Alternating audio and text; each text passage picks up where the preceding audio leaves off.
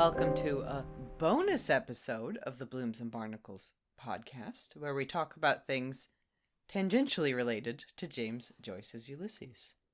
How are you today, Dermot? Good. How are you? I'm very well, and we're here to talk about a film. A film. Yes, thank you for translating. So, we're following up on Stephen's allegation that Shakespeare's brothers were so horrible that Shakespeare took their names and wrote them into his plays as the worst villains of all time. And specifically, we're talking about Richard. Now, in Stephen's theory, this would be Richard Shakespeare, his second youngest brother. Richard Shakespeare, who Stephen believes had sex with Anne Hathaway when Shakespeare was in London. As we've said so many times, no, probably not. But that Shakespeare was so angry that he took out artistic revenge in a most Joycean fashion and wrote him into one of his greatest works as a terrible villain, and that would be Richard III. So, in an investigative move, we have watched a film adaptation of Richard III, and we'll deliver our verdict of whether or not we think Stephen is correct. If you're not familiar with Richard III, we'll talk about it. In the play, Richard marries a woman named Anne. Stephen thinks that Richard Shakespeare had an affair with Anne Hathaway Shakespeare behind Shakespeare's back, and that that's what's playing out in the play. Never mind that these were all real historical persons, and maybe Anne and Richard, today as in the 1400s, are extremely common names among English speakers. You, yes you, dear listener, probably know someone named Anne and someone named Richard in your own life. We know a married couple of the very same names. Oh, we do. Mm-hmm. Oh, I had not considered that until just this moment. All right, say no more. Say less, Kelly. Say less. Oh, okay. Quite common. Yeah, they're quite common names. You broke my scholarly composure. Mm-hmm. I had never considered that. Okay, yeah, no, it's just people. It's people we know quite well. Yeah, very well. But we hadn't talked to them in a few years, and people we knew in another lifetime. But it just had not crossed my mind. Yeah. All right, well, that's fun. I've made my point. Yeah. I think. Stephen's full of shit. I think we're pretty clear on that on our most recent episode.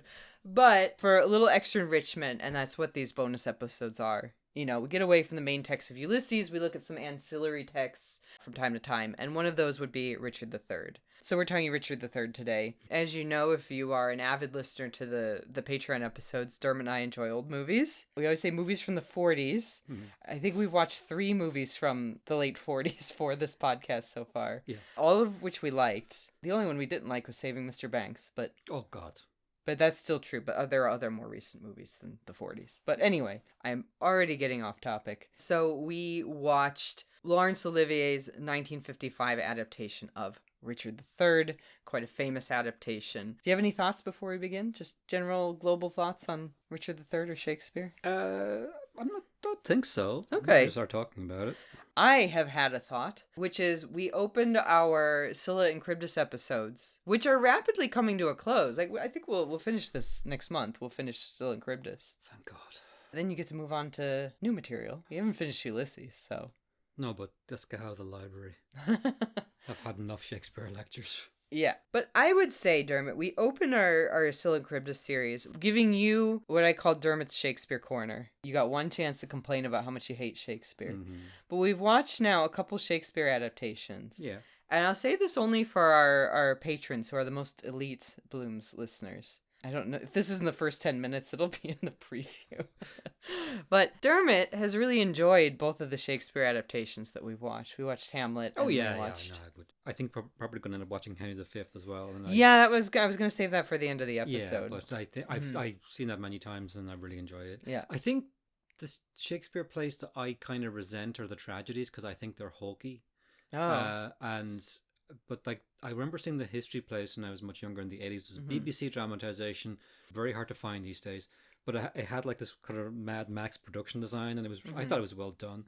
And I know they're not like regarded as like the top tier plays or anything, but I there's something about The histories. the history, yeah, just like the stuff leading up to what we just watched, which is the culmination of the history plays. As far as I understand, that Richard III is the last. That's the end of the Plantagenets, and this movie starts with Act 3 of Henry VI, so That's that was right, yeah. chopped to kind of make the narrative work. So these plays are basically like one long narrative history when you can watch them in sequence, like they scan. Like Julius Caesar doesn't annoy me. Othello and Lear and Hamlet and what's the other, Macbeth, they annoy me. They genuinely, Romeo and Juliet. yeah, I like dark stories. It's just there's something kind of artificial about them that kind of rubs me up the wrong way. And I know in Greek theatre, like the tragic flaw was hamartia, and it wasn't like a tragic flaw that you had. It was sort of a thing that happened to you. Like Oedipus he doesn't bring it on himself. It's just the gods decide time to crush this ant. And that's you done. And I think a lot of the tragedies are idiot plots. Like if the characters had like an ounce of wit, never mind like a tragic flaw, just even a modicum of intelligence, this plot just would not move. Why are you doing that? It just feels fake to me. That's not to take anything away from the poetry or any of that. There's just something inside me goes, blech.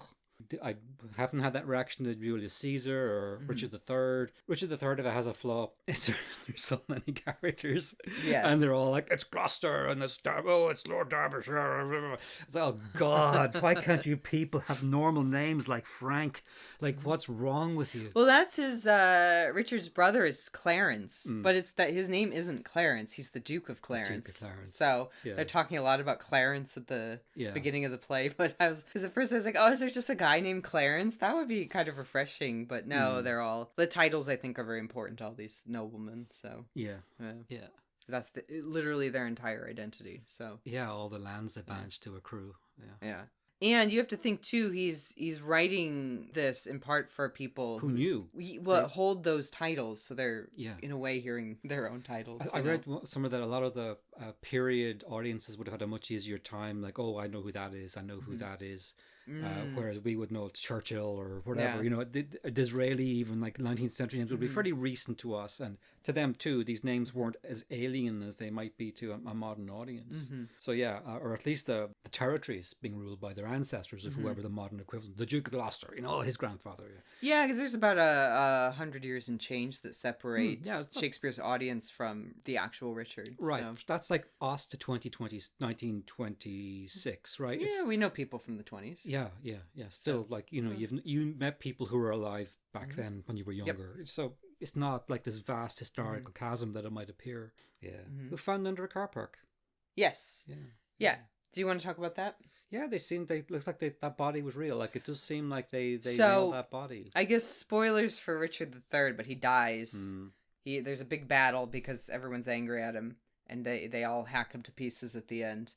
And that more or less happened in real life. Now, in the Olivier version, everybody backs up so he can have a really, like, incredibly dramatic death scene. I was like, I don't know quite what we were doing there, Lawrence, but that's, you know, he's the director, he gets what he wants. But, you know, in real life, they just beat him to death. I think it was Greyfriars. There's so many colors of friars in Britain, but there was a church there, and he would have been buried there because he was still a nobleman, even if, you know, he was the king. Yeah. Even if he, you know, maybe people didn't like him very much. But he was buried in the church. They didn't just dump him in the ground. There's no church in this movie, you know, and it ends before any of that. But he was buried there, and then over time the church probably,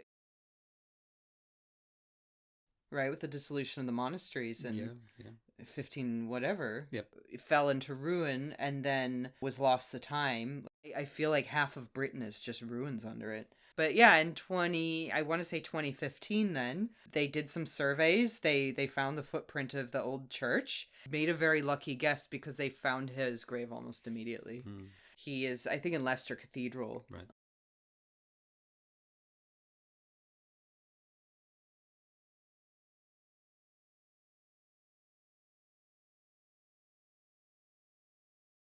There are people who still support Richard III.